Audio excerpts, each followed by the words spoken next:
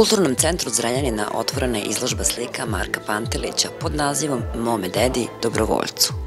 Izložbom je predstavljeno 29 radova naivne umetnosti, rađenih specijalnom tehnikom crtanja ulje na staklu. Markovi radovi su tipičan primjer naivnog slikarstva stare jugoslovenske škole.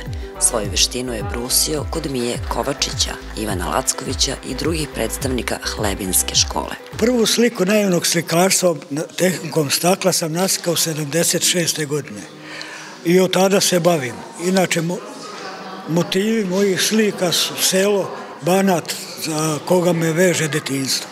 Autoru je banatska ravnica izuzetno inspirativna. Dominantni tamni kolorit u većini dela samo na prvi pogled može zavarati posmatrača i sakriti optimizam i život koji pulsira u strastvenosti i razigranosti, naizgled pitome i mirne ravnice.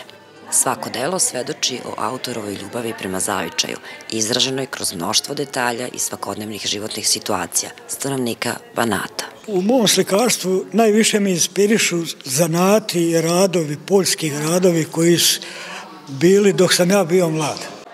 Marka Pantelića je iznedrila banatska ravnica 1955. godine.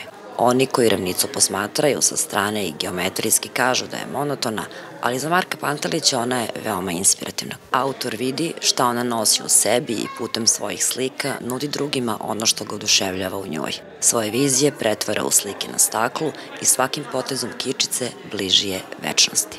Autor je svoju sudbinu vezao za Banatsko Višnjićevo, gde se nadahnjuje stvaralačkim idejama. Potrebno je mnogo ljubavi, strpljenja i upornosti da bi se realizovale pojedine ideje slikara na staklu primjenom tehnike Hlebinske škole, navodi u svom osvrtu na autorov rad Hadži Borislav Novaković. To je tehnika slična platnu, ali obrnuto. Znači, slika se ulje na staklu sa kontra strane. Slika se ono najpre što je u prvom planu, pa se pozadina slika zadnje, obrnuto nego na platnu. Marko Pantelić je do sada izlagao na više samostalnih i zajedničkih izložbi. Svoje radove izlagao je u Švajcarskoj, Nemačkoj i Austriji.